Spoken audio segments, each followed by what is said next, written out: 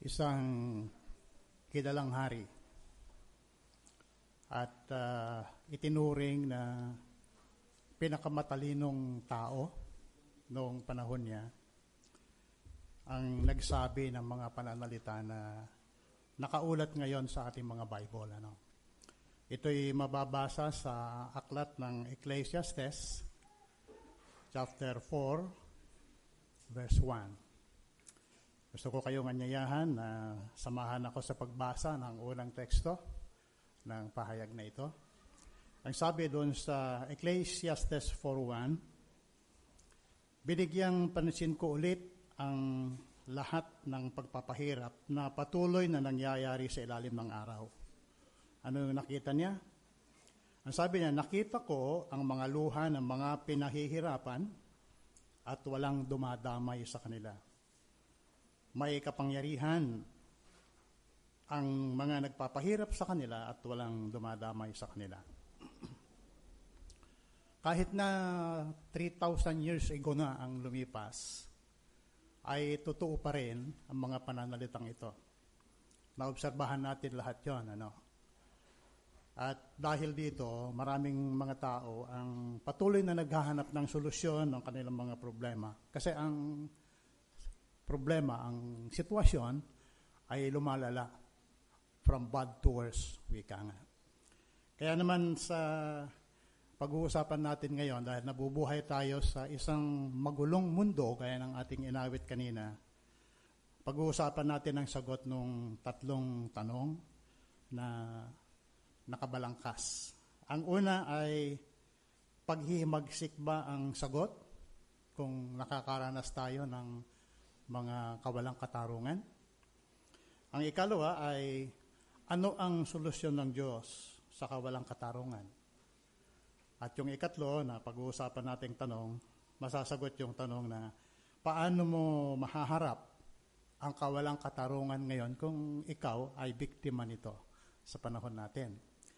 So, isa-isahin natin, mga kapatid, kung ano yung sagot ng mga tanong na ito. May kinalaman doon sa tanong na paghihimagsik pa ang sagot.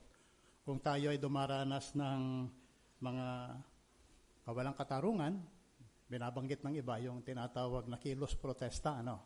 May picture tayo na makikita. At yun ang madalas na tanawin. Saan mang sulok ng mundo ngayon kapag ang mga tao ay nakadaranas ng kawalang katarungan. Sigaw dito, sigaw doon. May mga placard pa nga na dinadala at may mga nakasulat na talagang sinyales ng paghihimagsik o pagre-rebelde dahil lang sa pagkadaman nila na walang katarungan. Pero yun ba talaga ang sagot? Okay, isaalang-alang natin. May mabuti rin ba namang resulta o epekto ng mga kilos protesta na ginagawa ng mga tao? Meron nga ba? Sa biglang tingin, parang meron naman. Kaya lang, hindi yon yung tunay na katarungan. Kasi ang pinag-uusapan natin sa pahayag na ito, yung tunay na katarungan na pwedeng makamit. Magbibigay tayo ng isang halimbawa ayon sa kasaysayan. Isang sikat na social activist sa India, si Anna Kasaro, mas kilala sa tawag na Kisan. Ito ay nagbunsod ng tinatawag na kilos protesta mula April 5 hanggang April 9, 2011 para iprotesta ang korupsyon sa ilalim ng pamamahala ng presidente ng India. Meron bang magandang resulta yung ginawa nilang pagkilos? Sa biglang tingin, gaya na binanggit natin, parang meron. Kasi naudyukan ang mahigit na 450 mga katao na mga supporters niya doon sa mga syudad, mga sikat na mga cities yon, at mga bayan, 450 na mga cities at mga bayan ang sumama sa kanyang pagwewelga. Nakamit nila yung tinatawag na, ina-assume nila na parang katarungan din naman. Pero hindi nagtagal.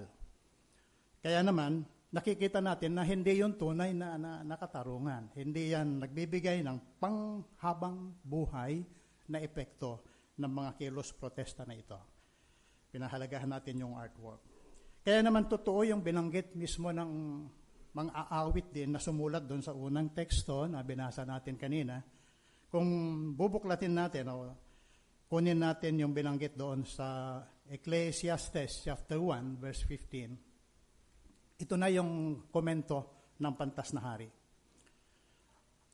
Ecclesiastes 1 verse 15. Ang baluktot ay hindi maitutuwid at ang wala ay hindi pwedeng bilangin. Totoo naman, hindi ba? Ipinakikita lamang ng mga pananalitang ito, mga kapatid at mga kaibigan namin, na anumang pagsisikap ang gawin ng mga tao para ituwid ang mga bagay-bagay sa sarili nilang mga formula, walang saysay. Hindi ito magtatagumpay. Kaya doon sa inawit natin, ano lang yung magdadala ng tunay na katarungan? Bueno, pag-uusapan natin yung sagot ng ikalawang katanungan kanina. May binabanggit ang Biblia, may kinalaman sa dalawang pangunahing teksto na nagpapakita ng tunay na solusyon ng kawalang katarungan sa ngayon. Tunay na solusyon. Sa madaling salita, yun ang magdudulot ng tunay na katarungan ng sangkatauhan. Ang isang hula na gusto nating i-consider ay yung pangitain mismo ng propetang si Daniel. Walang pagsala na pamilyar kayo doon sa ulat ng Daniel Kabanatang 7. Mula doon sa verse 13, makikita natin doon na merong isa na pinalapit o pinayagang lumapit doon sa sinauna sa mga araw. Kasi ang eksena ron, mga kapatid, ay isang universal court. Isang hukuman. Nakaupo doon ang pinakadakilang hukom, walang iba, yung tinawag doon sa hulang yon na sinauna sa mga araw na kumakatawan sa Diyos na Jehovah mismo. Nandun din yung gaya ng anak ng tao, binanggit doon, pinayagan siyang lumapit doon. At nung makarating siya doon sa harapan ng sinauna sa mga araw na ito, matanda sa mga araw, lalaumbaga ang Diyos na Jehovah, ano yung tinanggap niya? Basahin natin ang verse 14.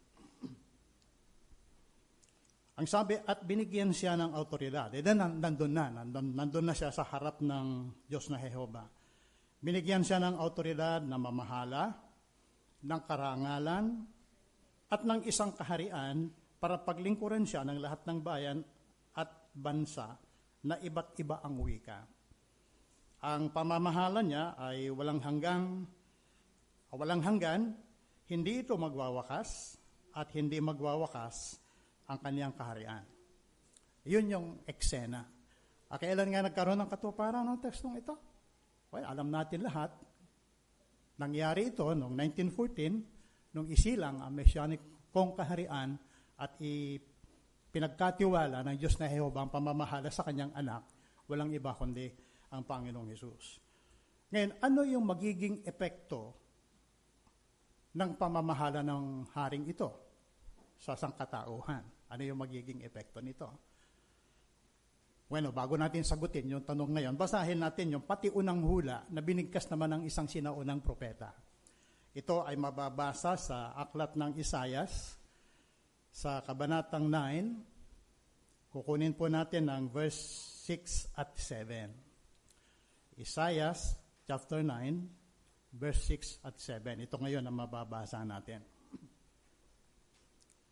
Dahil isang bata ang ipinanganak sa atin, isang anak na lalaki ang ibinigay sa atin, at ang pamamahala ay iniatang sa balikat niya. Siya ay tatawaging kamanghamanghang tagapayo, makapangyarihang Diyos, walang hanggang Ama, prinsipe ng kapayapaan. Ang paglawak ng pamamahala niya at ang kapayapaan ay hindi magwawakas sa trono ni David at sa kanyang kaharian para itatag ito ng matibay at panatilihin sa pamamagitan ng katarungan at katuwiran, ngayon at magpakailanman. Napakaganda yung description, ng pamamahala ng Panginoong Hesus. Yung lawak, yung tagal, at lahat ng mga katangian ay taglay niya. Bakit mangyayari ito? Posible bang maganap ang mga inilarawan sa tekstong yon? Oo. Kasi ang assurance ay doon sa huling bahagi ng verse 7. Ang sabi diyan, mangyayari ito dahil sa sigasig ni Jehovah ng mga hukbo. O, si Jehovah pala ang magpapangyari nito. Kaya buong puso ang pagtitiwala ng Diyos na Jehovah sa haring hinirang na ito na si Jesus para pamahalaan ng lupang ito, taglay ang tunay na katarungan. Dahil sa paksa natin. Nung naririto sa lupa ang Panginoong Jesus, marami tayong maaalaala at nakaulat naman sa Bible ang lahat ng ito na kanyang ginawa para lamang patunayan ang kanyang kapangyarihan na gawin ang mga bagay na inilarawan sa mga teksto na ating tinalakay sa unang bahagi ng pag-uusap natin ito. Halimbawa, mababasa natin sa Bible ang maraming mga himala na ginawa ng Panginoong Jesus, di ba? Nandiyan, nagpakain siya ng libo-libo. Nandiyan, pahintuin ang nagngangalit na bagyo sa karagatan. Bumuhay pa nga ng mga patay kung tukuyin natin ang ilan lamang sa mga ito. Iyon ay mga patikim lamang na makatitiyak tayo na yung ilalim ng kanyang pamamahala sa kanyang mesyanikong kaharian, ang lahat ng mga bagay ay magiging totoo. Magiging matuwid na hukom. Pairalin niya ang walang hanggang katarungan, kapayapaan, at kasiguruhan. Kasi ito ay pangyayarihin ng Diyos na Jehovah mismo dahil sa kanyang walang kapantay na kapangyarihan. Kung titignan natin yung susunod na artwork, andun yung katiyakan, mga kapatid at mga kaibigan, na talagang pangyayarihin ng Diyos sa mga pinag-uusapan nating ito. Sa ilalim ng gobyerno ng kaharian ng Diyos sa kamay ng Panginoong Hesus, aalisin niya ang kawalang katarungan. Aalisin din niya ang mga pagtatangi. Aalisin din niya ang pag-aabuso na palasak ngayon sa mga gobyerno ng tao. Aalisin din niya ang pang-api. Kaya lahat ay makikinabang diyan sa magandang tanawin na yan, na makikita at ipatutupad ng kanyang makalangit na gobyerno. Binabanggit pa nga na lahat ay makikinabang sa likas na mga yaman ng lupa. Kaya wala nang mayaman, wala na rin mahirap. Kasi ultimo yung taluktok ng mga bundok. Sabi doon, kahit taniman mo yon, magbibigay ito ng saganang ani. Hindi katulad ngayon, kapag ka magtanim ka sa bundok, hindi pa tumutubo yung binhi, lumagpak ang ulan na malakas, ang mga binhi na nasa bandang itaas, aagos yun kasama ng lupa. Hindi mo aalihin yon. Pero mababaliktad ang kalagayang ito kasi ibabalik ng Diyos na Jehovah sa mapamagitan ng Panginoong Hesus ang normal na kalagayan ng kapaligiran. Ipinangako rin ng kaharian ng Diyos na ipatutupad yung binabanggit sa Gawa, chapter 10, verse 34 at 35. Mangyayari yung tunay na pagkakapantay-pantay. Kasi kahit ano yung lahi, gaya na nakita natin kanina sa picture, ano man yung pinagmulan, ano mang bansa, ang pinanggalingan nila, magkakapatid at magkakapantay-pantay na lahat ang mga ito. Hindi na rin mababahagi ang mga tao dahil sa relihiyon o politika, dahil ang lahat ay magkakaroon ng determinasyon na sambahin ang bukal ng tunay na katarungan na ang Diyos na Jehovah. Inihula sa Isaiah chapter 11 verse 9 ang ganitong tanawin.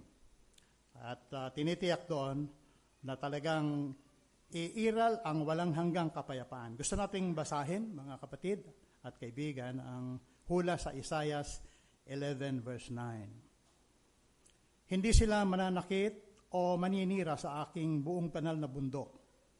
Dahil ang lupa ay tiyak na mapupuno ng kaalaman tungkol kay Jehovah, gaya ng tubig na tumatakip sa dagat. Napakagandang guni-gunihin, bulay-bulayin, na namnamin sa ating puso't isipan ng mga pangakong ito. Ano pat, ang buong sangkatauhan na nababahagi ngayon dahil sa pagkakaiba-iba ng kultura, lahi, pinagmulan, pinag-aralan, kayamanan at iba pa na nagiging hadlang ng pagkakaisa, mawawala na lahat yon. Kaya magkakaroon ng tunay na kapayapaan sa lahat ng buong pamilya ng sangkatauhan. Okay, sagutin natin yung isa pang tanong. Nakita na natin yung dalawa, nasagot na yung kilos protesta ba o paghihimagsik ba ang solusyon ng kawalang katarungan? Tunay na hindi. Kasi hindi ito tunay na katarungan.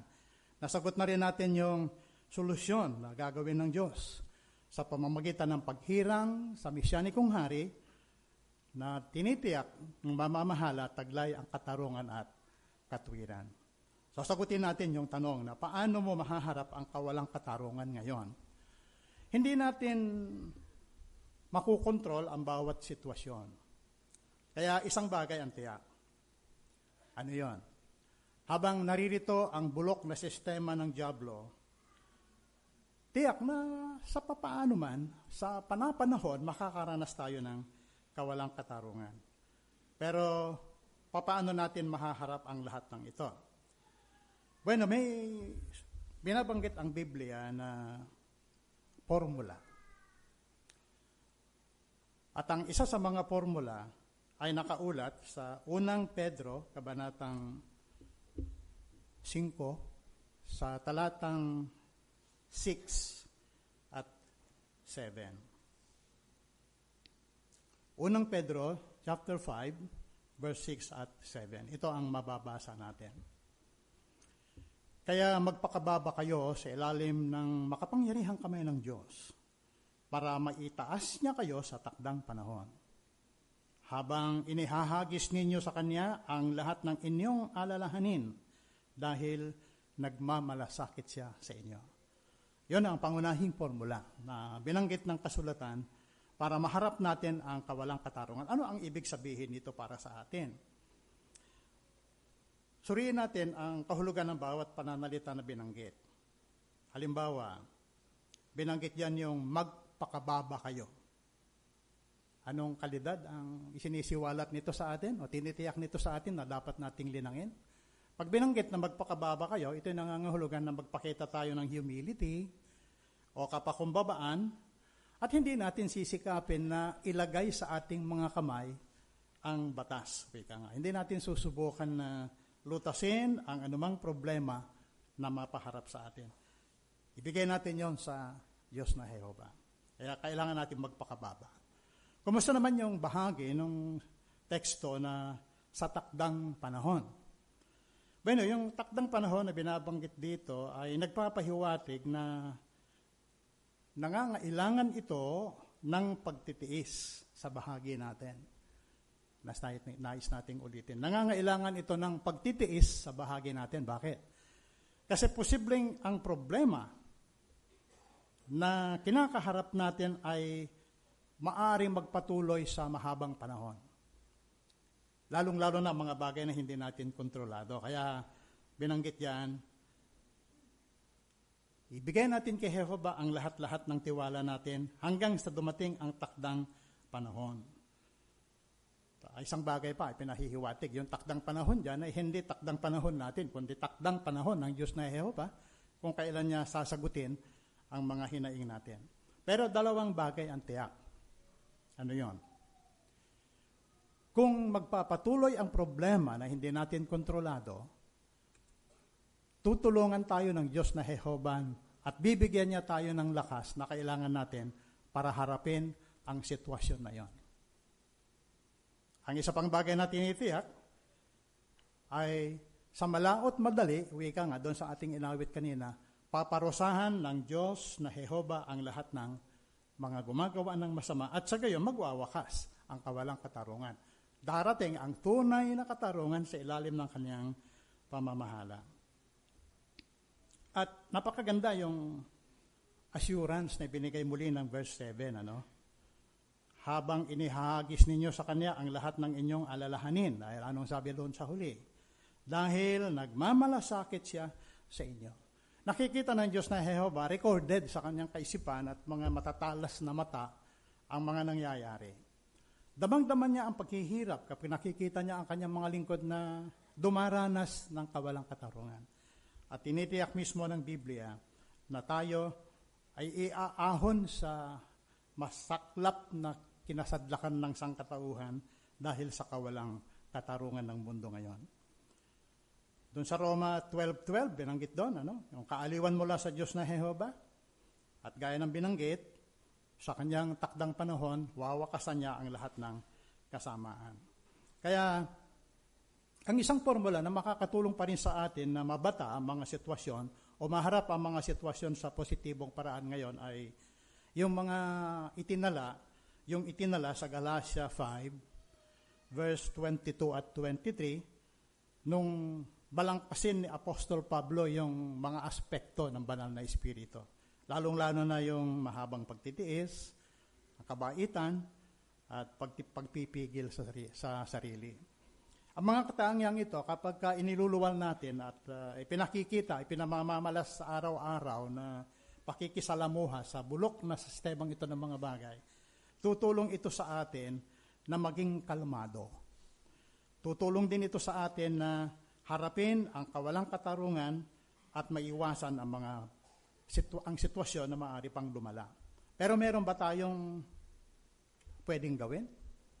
Meron, for the meantime.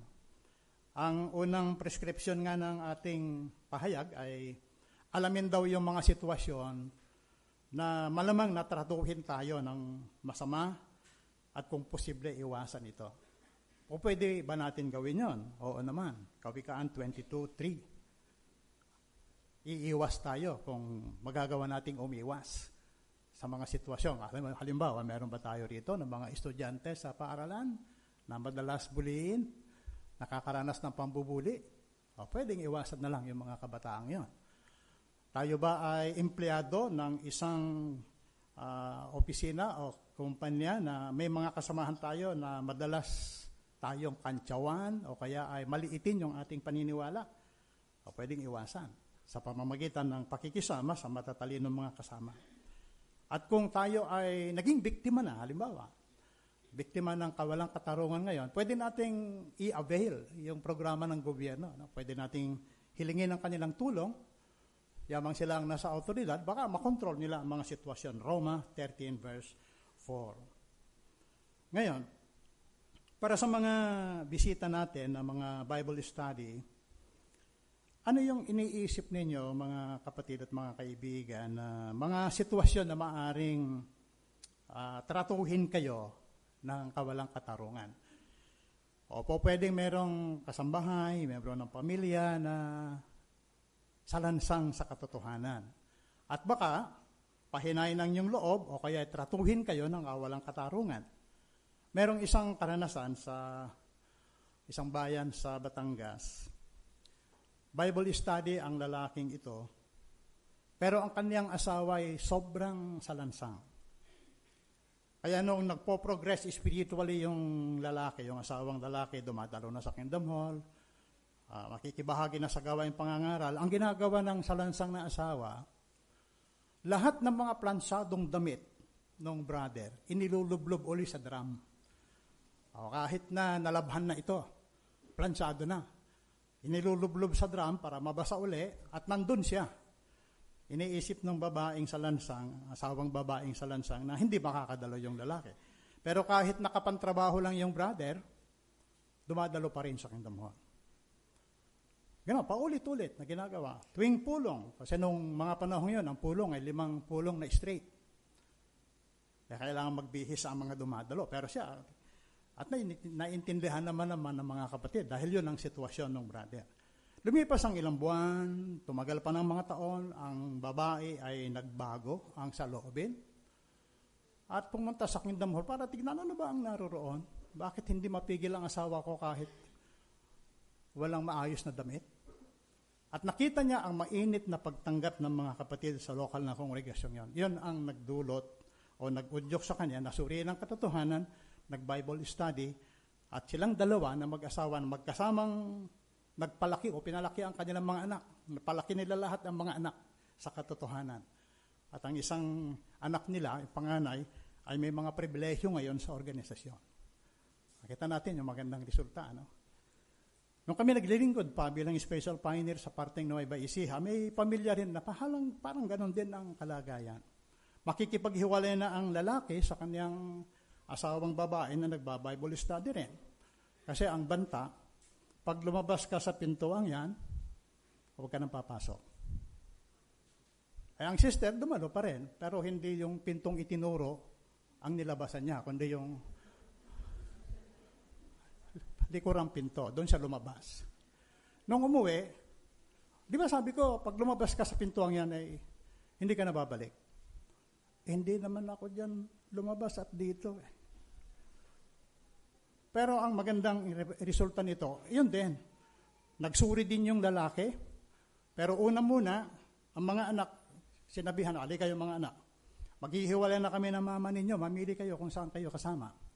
Kasi hindi ko na mapigilan sa kanyang kalokohan sa pag-aaral ng Bible. 4 yung anak, sabi doon sa bunso, o doon sa panganay, maghihiwalay na kami, kanino ka sasama?